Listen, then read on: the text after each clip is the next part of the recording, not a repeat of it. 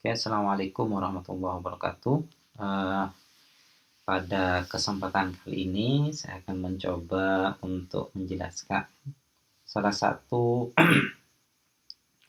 metode yang sering digunakan dalam sistem pendukung keputusan, yaitu metode Composite Performance Index ya. Oke, kita langsung saja di sini karena ada beberapa komentar di YouTube yang bertanya tentang bagaimana jika kriteria yang digunakan memiliki tren negatif gitu ya, bagaimana cara untuk menghitungnya. Maka dalam kesempatan kali ini saya akan mencoba untuk menjelaskan ketika ada salah satu kriteria bernilai memiliki tren negatif ya. Oke, di sini ada saya punya di sini ada berapa? 4 alternatif dan 7 kriteria ya. Di sini ada C1, C2 sampai C7 gitu ya.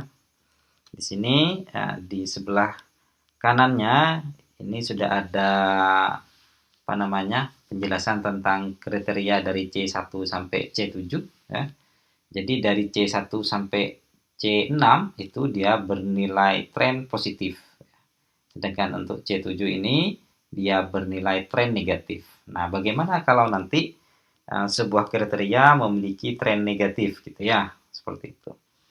Jadi kalau tren negatif itu tambah tinggi nilainya, maka trennya tambah jelek gitu ya, trennya negatif gitu.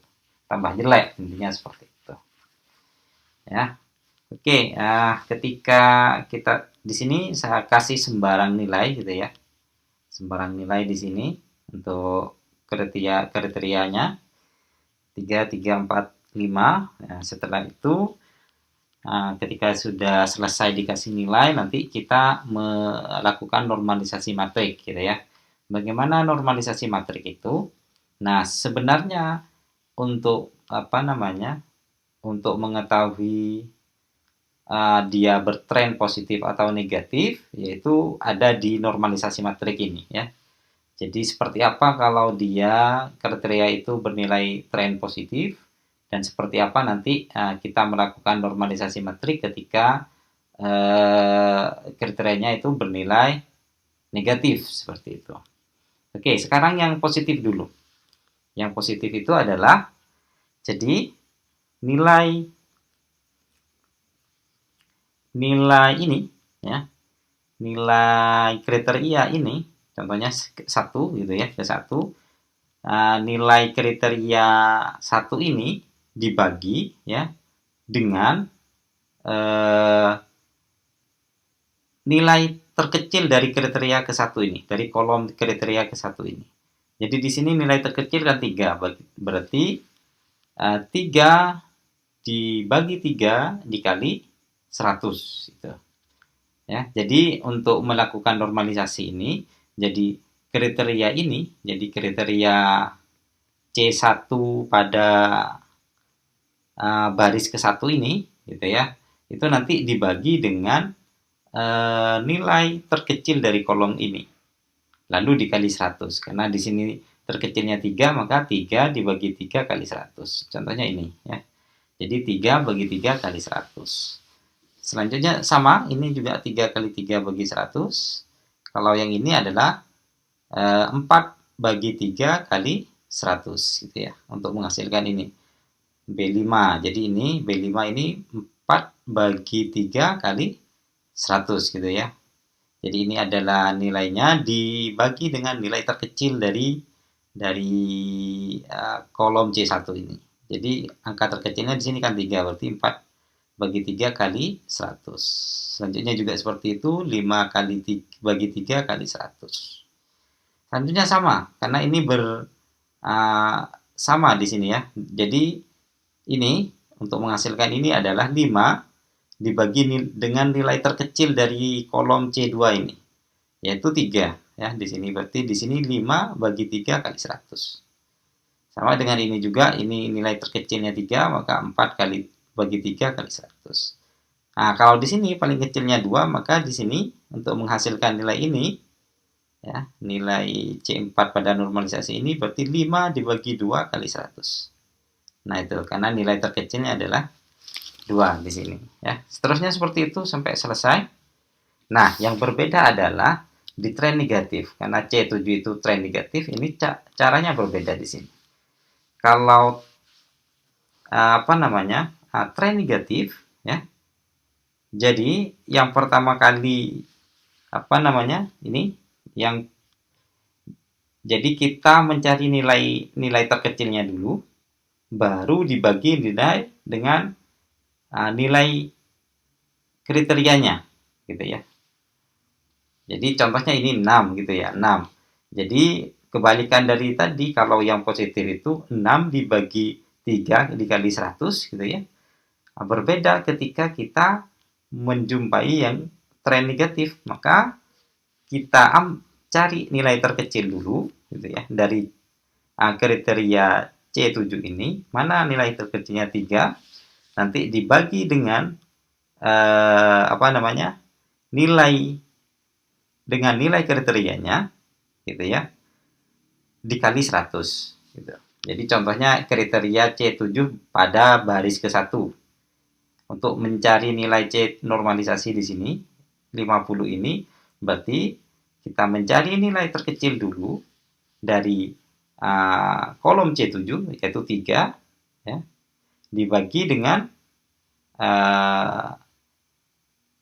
kriterianya, dengan nilai kriterianya. Contohnya kriteria yang akan kita nilai yang akan kita cari adalah nilai pada baris ke-1 ya, baris ke-1 ini, baris ke-1 pada kolom C7 gitu ya. Maka caranya adalah nilai terkecil 3 dibagi 6 dikali 100. Hasilnya adalah ini. Berarti dibalik gitu ya. Nah, kalau tadi nilai terkecilnya itu menjadi pembagi, sekarang nilai terkecilnya itu menjadi pembilang gitu ya. Seperti itu. Oke, paham ya? Jadi dibalik aja. Kebalikan dari tren positif gitu ya. Hasilnya adalah ini. Untuk ke bawahnya ini sama dengan cara CPI yang sudah ada. Jadi perbedaannya hanya ada di tren negatif ini ya. Berada di normalisasi gitu. Contohnya di sini untuk mencari, kita lanjut ya. Selanjutnya kita bagi proses ketiga adalah bobot kali matrik ternormalisasi ya. Jadi kita kalikan ini dengan matriknya ya. Matriknya didapat dari mana? Dari sini ya.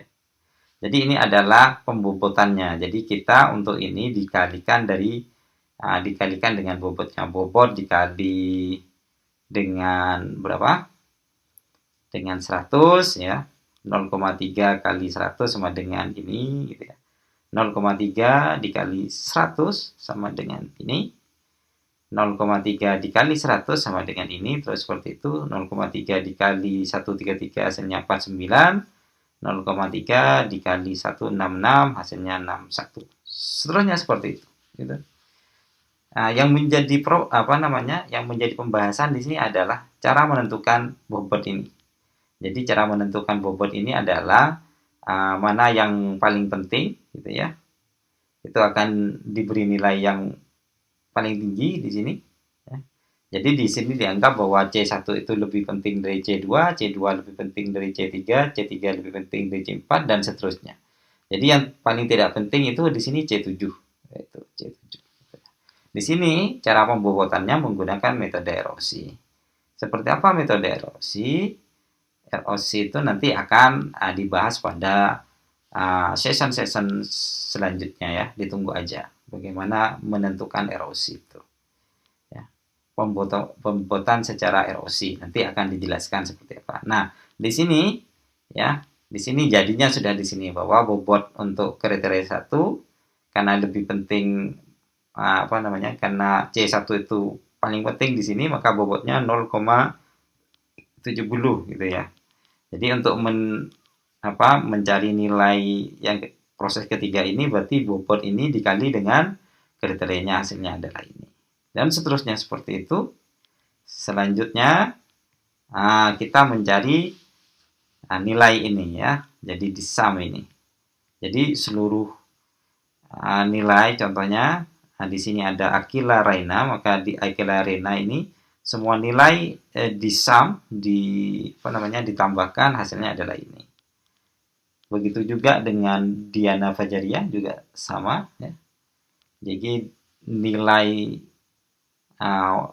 pada baris Diana Fajaria ini pada setiap kriterianya dijumlahkan semua dari C1 sampai C7 ya. Dan seterusnya seperti itu. Nah, jadi itu ya. Jadi yang menjadi pembeda antara HCPI yang memiliki tren positif dan yang memiliki tren negatif, yaitu pembedanya adalah ketika melakukan normalisasi matrik ya. Jadi dibalik-balik aja. Jadi kalau ini dibagi dengan nilai terkecil pada kolom itu ya. Jadi di sini nilai terkecilnya itu menjadi pembagi ya. Kalau ketika tren negatif dia menjadi pembilang seperti itu. Itu saja perbedaannya. Oke, itu saja yang dapat saya sampaikan. Semoga bermanfaat untuk ROC. Nanti akan dijelaskan pada season selanjutnya. Oke, terima kasih. Assalamualaikum warahmatullahi wabarakatuh.